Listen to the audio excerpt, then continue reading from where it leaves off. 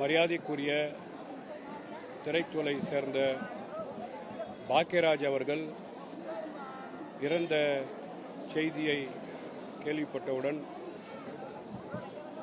மிகப்பெரிய வருத்தம் அளிக்கின்றது. தமிழ் திரைமகம் உலகம் மட்டும் இல்லாமல்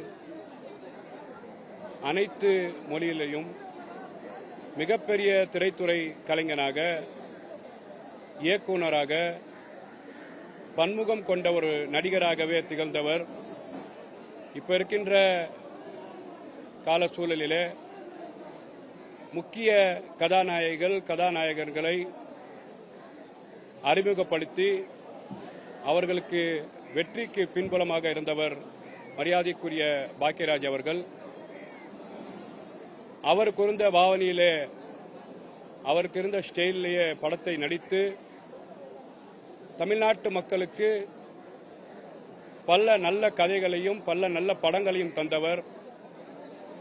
ஒரு மிகப்பெரிய ஜாம்பவானாக, மிகப்பெரிய நடிப்பு திலகமாக தமிழ்நாட்டு மக்களை மகிழ்த்தவர் மரியாதைக்குரிய பாக்கியராஜ் அவர்கள். அவர் நடிப்புத்துறையை மட்டும் சார்ந்தவர் இல்லாமல் எழுத்தாளர் துறையிலும்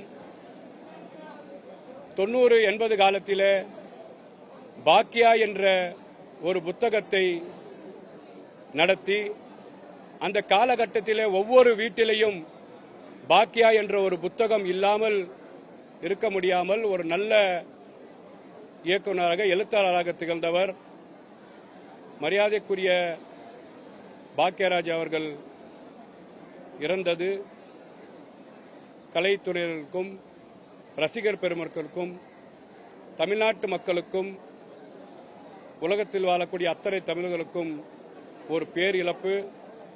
அன்னாரின் குடும்பத்தாருக்கும், ரசிகர் பெருமக்களுக்கும், தமிழ்நாட்டு மக்களுக்கும் ஆழ்ந்த இரங்கலை தெரிவித்துக் கொள்கிறேன்.